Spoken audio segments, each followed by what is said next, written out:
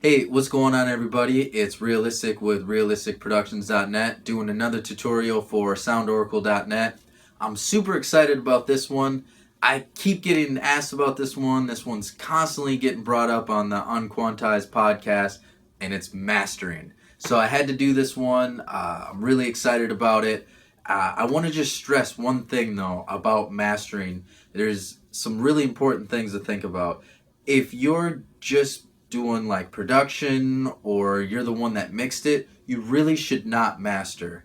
And if you can, you should always have somebody else master it, because really mastering is more about being able to find the last stages of getting things right and polishing it up. And the way I look at it is, if you're trying to master it and you're hearing some frequencies in the bass that are a little rumbly, why not just go back to your mix and fix it there, and fix the kick drum or fix the bass? Or same thing with if the snare is a little too much and you're trying to do a little bit of compression when the snare hits in on the master, why not go back and fix it in the mix versus trying to do it in the master? But if you're getting hired to master other people's tracks and everything, then I think this tutorial will be useful, and we'll just go over a couple different steps. All right, let's get into Pro Tools. All right, so I have a Pro Tools session loaded up where I have the mastering file in, and usually you want to master just a stereo wave file. You don't want to master the whole session.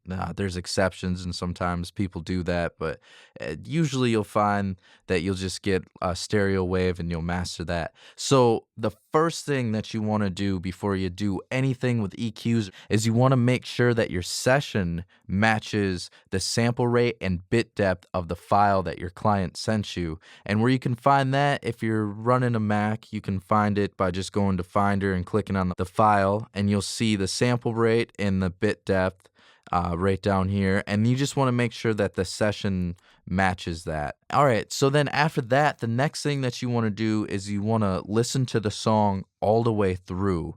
I know it takes a little bit of time, but you want to know if there's any dynamic changes, if there's some different stuff going on in different sections, if there's anything that you really need to listen for.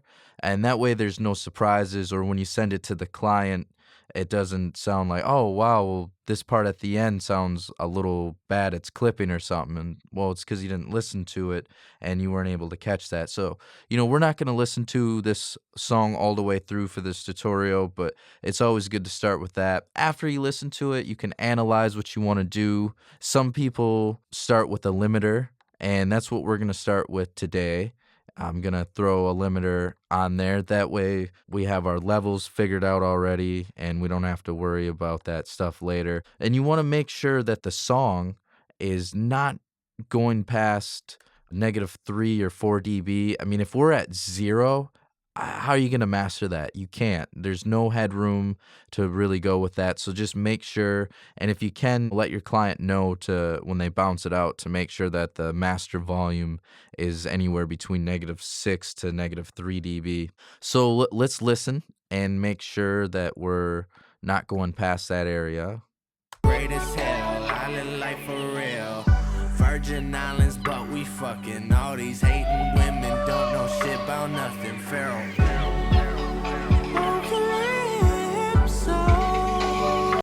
And you saw where I was making the circular motion. We're not focused on this level right here.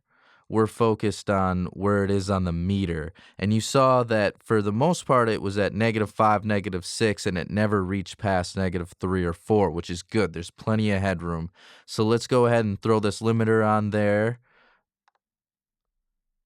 And usually I like to have the output, or ceiling as it's called on other limiters, at like -2. That way it just kind of sets us that we're never going to go past this level here. If you're using this FabFilter Pro L1, it's usually good to go transparent. That way you're not adding any color. And then we'll do a little bit of an aggressive attack, so the limiter's going a little bit faster, and same with our release. It's usually good to start, if it is negative, if the client sent you the file at -3 or 4, maybe turn the gain up to 8. You can always adjust that, but what we're trying to do is we're trying to get to 0 without clipping. So let's listen to it, and I'll put it in. Great as hell, island life for real. Virgin Islands, but we fucking all these hating women don't know shit about nothing. Pharoahe.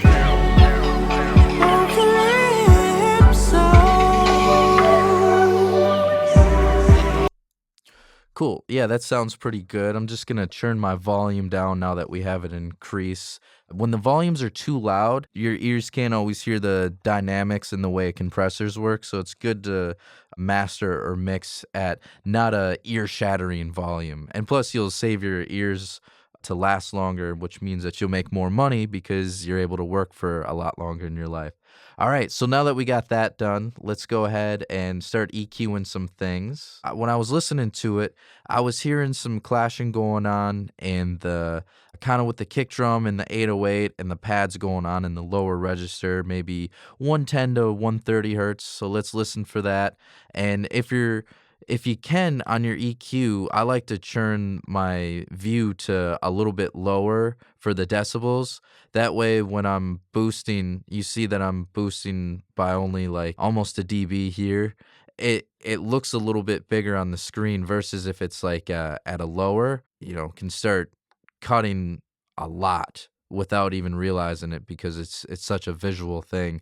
So yeah, I like to have it a little bit lower. So let's listen to that. And what I'm going to do is I'm going to boost and search for it. And if you can on a EQ, if it lets you isolate out frequencies, that's always really useful for mastering. That's why I like this Pro Q2 for mastering because it gives me that option. And that way you can hear the frequencies kind of clash a little bit more. So let's go ahead and listen. So you look like a mermaid, I feel like a shell, and you feel great as hell. Island life for real. Virgin Islands, but we fucking all these. Yeah, so there's definitely some clashes going on there. Let's zero it out and see if we can zero in on it a little bit easier. So you.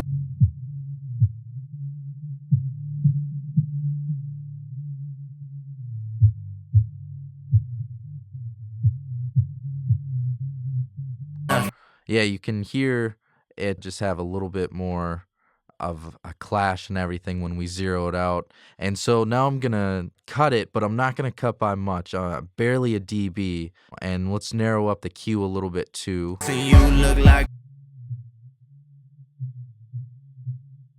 island life for real.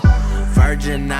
Yeah, so what you want to do for mastering is you never want to cut by a lot. If you got to cut like this, you probably got to go back to your mixing engineer and say, hey, I think there's some things that you got to fix. The point of mastering is we just want to make some subtle changes, some just kind of clean things up and polish it. All right, so the next frequency that I was hearing a little bit of issues with was around like 230 to 250, so let's listen for that. It kind of sounded washy. So you look like a mermaid, I feel like a shell, and you.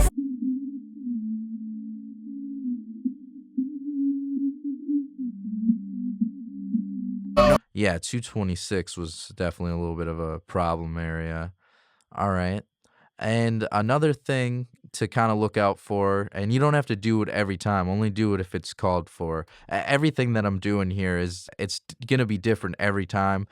These are just kind of the steps to take for this song, but it gives you a general area of where to look out for problems and what to do. But I know later in the song, the drums stop being so muffled and they cut through a little bit better. That low pass filter that they have on this mix goes away, and suddenly the drums and hi-hat cuts through a little bit more. And so that's an area I want to check out because I felt like when I was listening to it, the vocals clashed a little bit with it around maybe 2 to 3K a little bit. On a stormy day, I let the waves shoot me.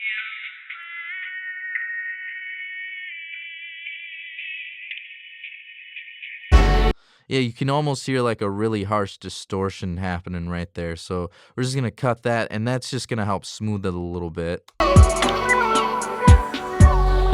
On a stormy day. All right, and then sometimes people will put like a low cut on it or cut a little bit of the low end, and you really got to choose if that's the sound that you're going for, if that's the sound the client wants. You also got to pay attention to what the genre is. If it's like pop or singer-songwriter or even country music, you generally want to cut a little bit down here. If it's hip-hop, a lot of times people want to keep that. I feel this is more of a combination of pop, singer-songwriter, and R&B, so I'm just going to cut a little bit, not too much, and I'm not going to use a high-pass filter. I'm actually just going to use a low shelf, and we're just going to cut a little bit, and I'm not going to go past like 18 or 19 hertz, and I'm just going to cut maybe by about a dB and a half, and it just really to get that low rumble out of here. There's so much going on in the low end. I want to make sure that that's not coming through because first off, as humans, we can't even hear this low, and most speakers cannot put out frequencies this low. So what they do is they generate the frequencies by timesing them by 2. So if it's like 18, actually duplicate it. So then we're hearing like 36, but speaker's not even hearing that. So it's doubling that again and finally getting up to 72. So now we're getting all this extra harmonic content that we don't always want. And just be careful when you do a low shelf that you don't want to have anything boosting where your low shelf cuts off there. So just ease up on the Q. And yeah, we're just going to get rid of some of that rumble. A stormy day. And now I'm hearing that the song could just get a little bit of boost in the top end. There's a sweet spot in the singer's vocal that I really want to capture and help cut through a little bit more. So let's see if we can find that. I feel like it's going to be between 3 to 5K. On a stormy day.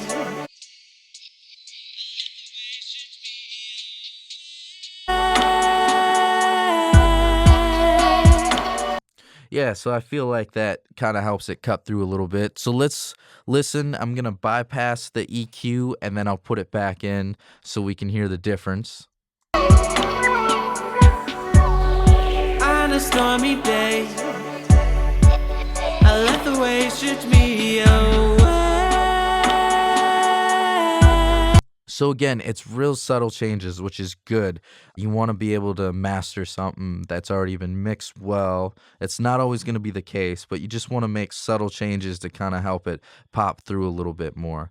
All right, the next thing I want to do is I want to do a little bit of compression. If you do have the option, grab a multiband compressor for this because then you can control the kicks and the snares a little bit. Usually what I'm finding when I'm mastering for clients that are just mixing from their home studios or at like a local studio, a lot of times their kick and their snare might be a little too much because, that's what we like to hear, especially if you're producing the music yourself and everything. That kick drum feels good, but we're just going to use a little bit of compression on it just to help tighten it up a little bit and glue it in with the mix.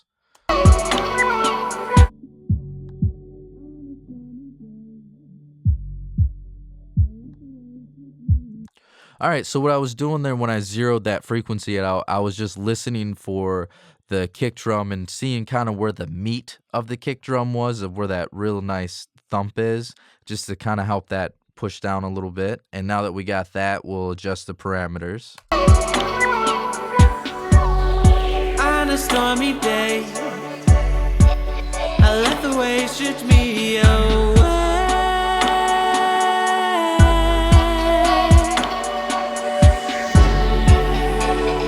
So what I did was I eased up on the threshold, felt like it was a little too strong and it was getting parts of the kick drum, kind of squishing some kicks that I didn't want. I just wanted to push down the ones that had a little bit harder velocity. I eased up on the range so it's not trying to find a kick drum that's too quiet. And then I eased up on the attack and release so we could still keep a little bit of that transient of the kick in there. All right, so let's do the same thing for the snare area and just kind of have that glued down a little bit.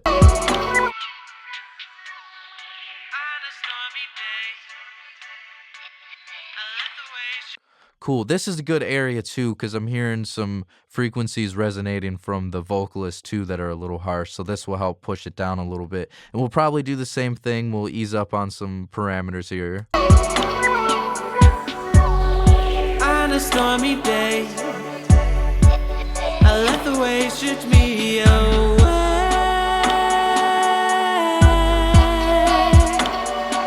All right, so what I actually did was I instead of easing up on the threshold, I was a little bit more aggressive with it because I felt like I could capture that snare a little bit. I eased up on the range so it's not searching for anything that's too low, and then same with the attack and release. I eased up on that so we can still keep the quality of that transient in there.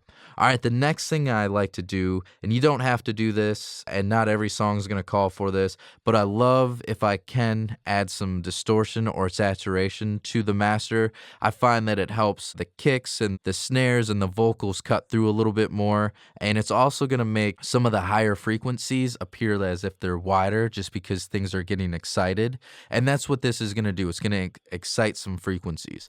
Now, I'm always against using presets, but I did make my own. I made this a while back ago because I kept kind of doing the same things.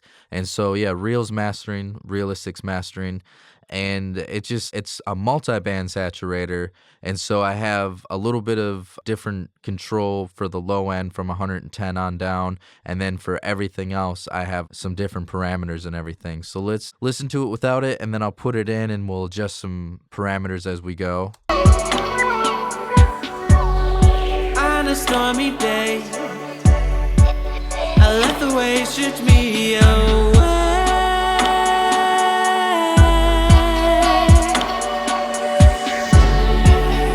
Oh, Calypso, won't you capture? Yeah, so you could hear when it was put back in that the vocals punched through more. The kick drum definitely had a much bigger thump to it. It seemed a little bit rounder and smoother, and even stuff like that little phaser pad that's going on in the background, that seemed to cut through a little bit more, and it kind of just made it seem a little bit wider.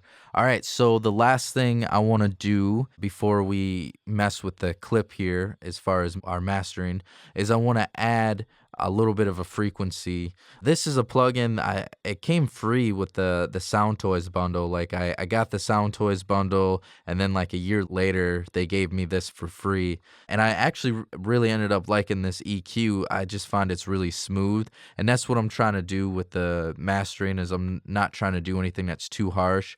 I find sometimes the SSL stuff can be a little bit of too much of a crunch, which is really cool and modern sounding, but for this mastering, I don't want to do that. So yeah, what I'm just gonna do is boost a little bit in the top end, and we'll hear what that sounds like. On a stormy day, I let the waves stripped me away.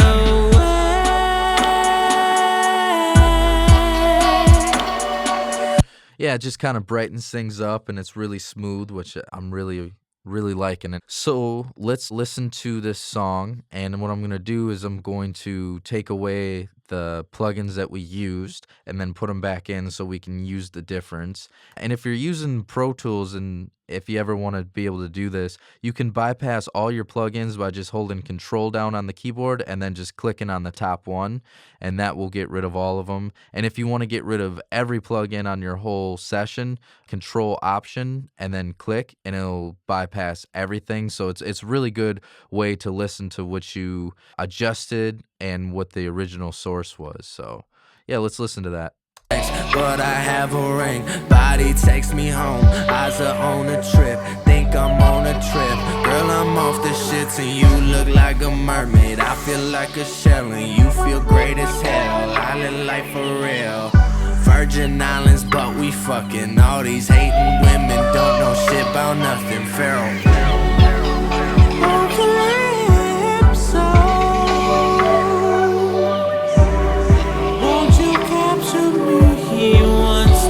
Yeah, I'm definitely hearing some changes when I go in and out, and I like the changes that we made.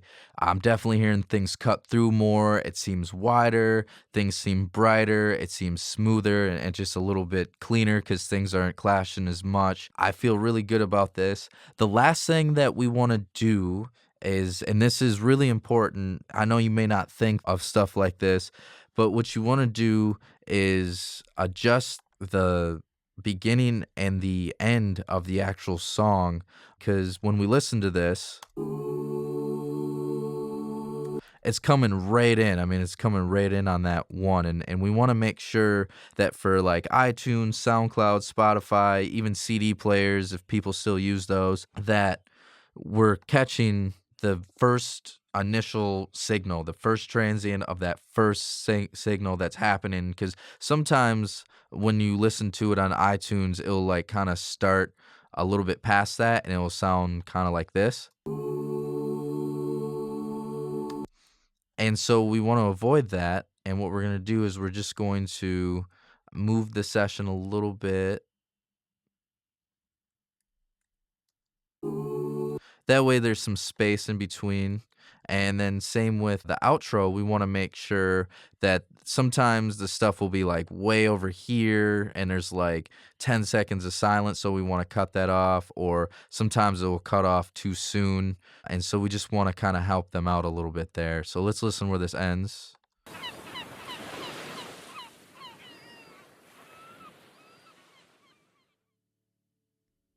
Cool. So with that being said, there's definitely enough room, I feel like.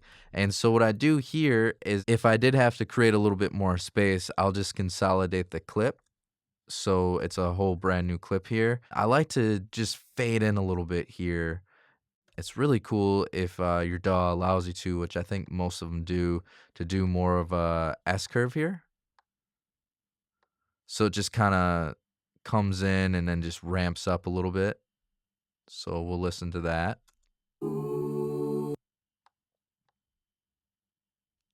And then we'll do the same thing at the end here, just create just a little bit of a fade out here. And again, S-curves are really cool. I just like how it just has this nice little curve to it that dies out.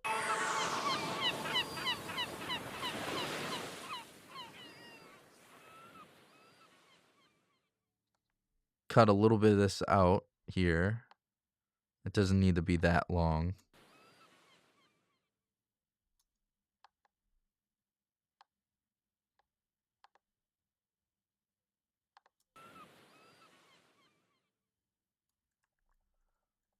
All right, yeah, there we go. I feel good about this whole master. It sounds good and it's got a good start and end to it. When you bounce it out, you don't have to do this. This is just a little tip I like to give, especially if you're planning on doing this professionally and you want to keep a lot of clients and you want to have a good reputation and you just want to have good organization.